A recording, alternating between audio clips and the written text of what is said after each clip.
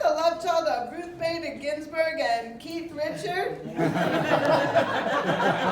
People used to say I looked like Barry Manilow, but I changed that to my new image. No, I was in a show, and the comedian saw me in the audience, and he called me Ruth Bader Ginsburg. And then I was in another show, and a comedian called me Keith Richards, so I just made it into my opening line. I hope you like it. So anyway, I came from New York. I taught in the toughest school in all of New York City.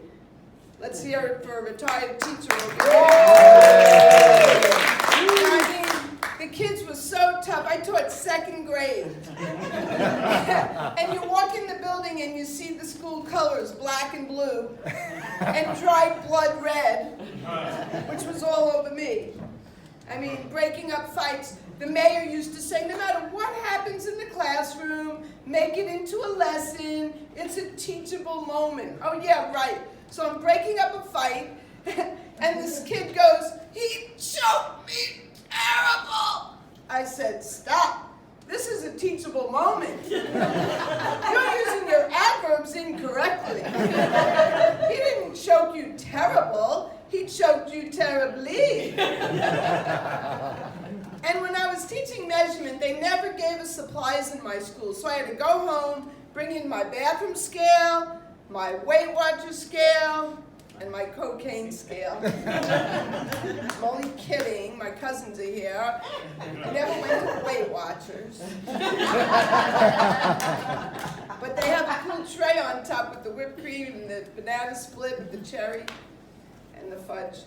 Anyway, yeah, so something good that happened in my school was that the school has some famous alumni. So Carol Jenkins from Fox 5 News went to my school when Fox 5 News was different than it is now. And 2 NFL stars went to my school. And the ATM Bandit went to my school, but he never really graduated. True story. My the second grade girls next to my classroom had a gang, and the initiation was to take the milk containers off of my girls' lunch trays. So I named them the Half Pints. And the leader of the gang was the Dairy Queen. 20 years later on Facebook, she's talking about her boyfriend having a problem, Mr. Softy. I didn't know about that, about my second grade student. And they have something new at the schools now, which has me so glad I'm retired. It's the participation trophies. Have you heard of these? Oh, yeah. Well, for those who don't know what it is, every student gets an award just for showing up at school. So I'm thinking that would have come in handy during my honeymoon. In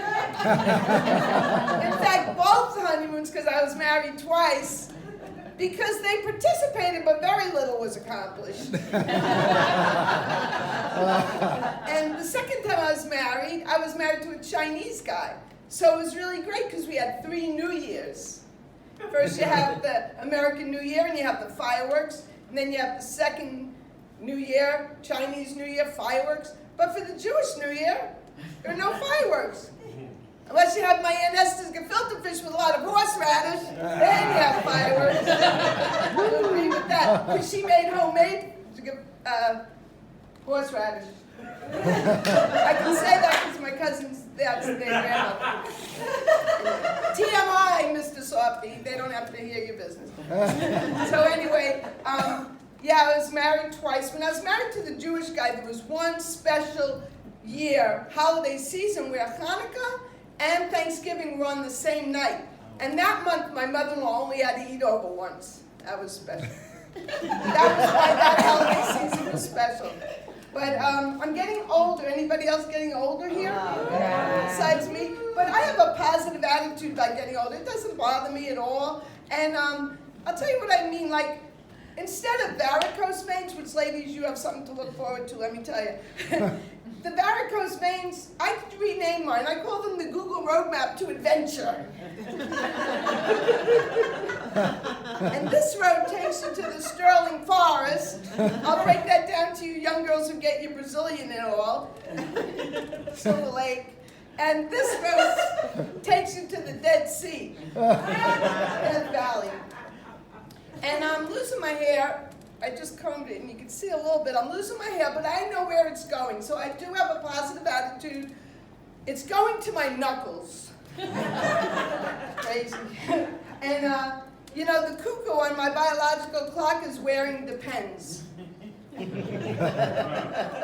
already passed the information age, and I'm headed for the inflammation age.